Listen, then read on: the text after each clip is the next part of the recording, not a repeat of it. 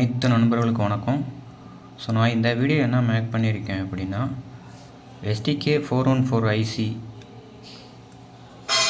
பற்றி தான் பார்க்க போகிறோம். ஸோ STK ஐசியை பற்றி ஒரு பேசிக்காக பார்க்க போகிறோம்.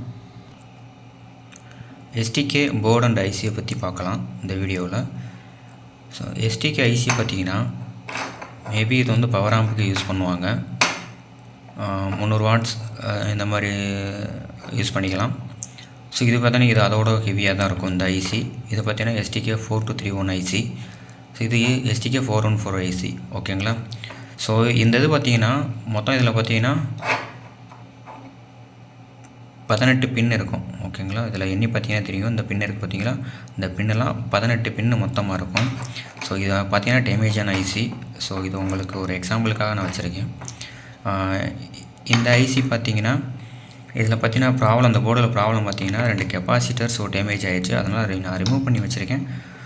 ஸோ இது என்ன வீடியோ அப்படின்னா அந்த ஐசியை பற்றி தான் பார்க்க போகிறோம். ஓகே ஃப்ரெண்ட்ஸ், இந்த இதில் பார்த்தீங்கன்னா STK414 ஐசி யூஸ் பண்ணுற போர்டு தான் இது. பட் நான் STK4231 ஐசியை நான் இன்சர்ட் பண்ணியிருக்கேன். இன்சர்ட் பண்ணலாமா அப்படின்னு கேட்டிங்கன்னா இன்சர்ட் பண்ணலாம். அது எப்படின்னு பார்த்தீங்கன்னா இந்த ஐசியில் பார்த்தீங்கன்னா 18 பின் இருக்கும். STK4231 ஐசியில் பார்த்தீங்கன்னா 22 பின் இருக்கும். ஓகேங்களா. ஸோ நம்ம இதை எப்படி ஃபிட் பண்ணுறது அப்படிங்கிறது யாருக்கும் தெரியாது. தெரிஞ்சவங்களுக்கு ஓகே, தெரியாதவங்களுக்கு ஸோ இந்த வீடியோ ஒரு ஹெல்ப்ஃபுல்லாக இருக்கும்.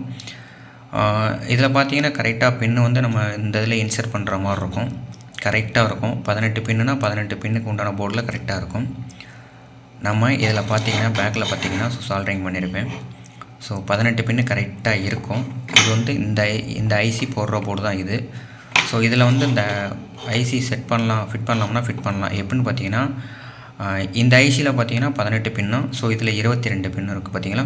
இதில் இந்த ஐசியில் பார்த்தீங்கன்னா இங்கிட்டு 2 பின்னு இங்கிட்டு 2 பின்னை வந்து நம்ம ஒன்று கட் பண்ணி எடுத்துடணும். இல்லாட்டினா அதை நான் மடித்து விட்ருக்கேன் பார்த்தீங்களா. ஸோ அது மாதிரி மடித்து விட்டுறணும். மடித்து விட்டுட்டு பேலன்ஸ் இருக்க 18 பின்னையும் நம்ம அதில் இன்சர்ட் பண்ணணும். ஓகேங்களா.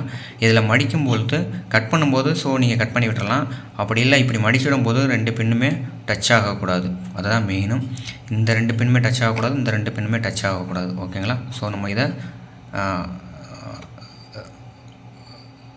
அட்ஜஸ்ட் பண்ணி வச்சுட்டு வரணும்.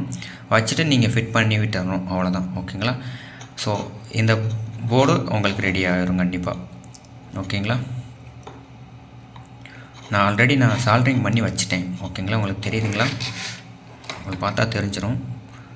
ஸோ 2 பின்னு மடித்து இங்கிட்டு 2 இங்கிட்டு 2 மடித்து வச்சுட்டேன். பேலன்ஸ் 18 பின்னையுமே நான் இதில் சால்ட்ரிங் பண்ணி வச்சுட்டேன். ஓகேங்களா.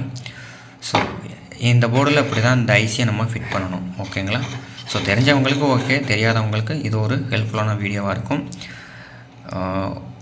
இது பார்த்தீங்கன்னா ஒரு தடவை மறுபடியும் சொல்லிடுறேன். என்னென்னா இந்த ஐசி 18 பின்னு. ஸோ STK414 ஐசியில் 18 பின்னும், STK4231 ஐசியில் பார்த்தீங்கன்னா 22 பின்னு இருக்கும். ஓகேங்களா.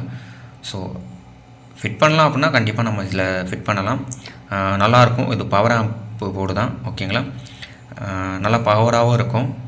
ஸோ நான் யூஸ் பண்ணுற மாதிரி நல்லா தான் இருக்குது. ஓகேங்களா. Okay, thank you friends.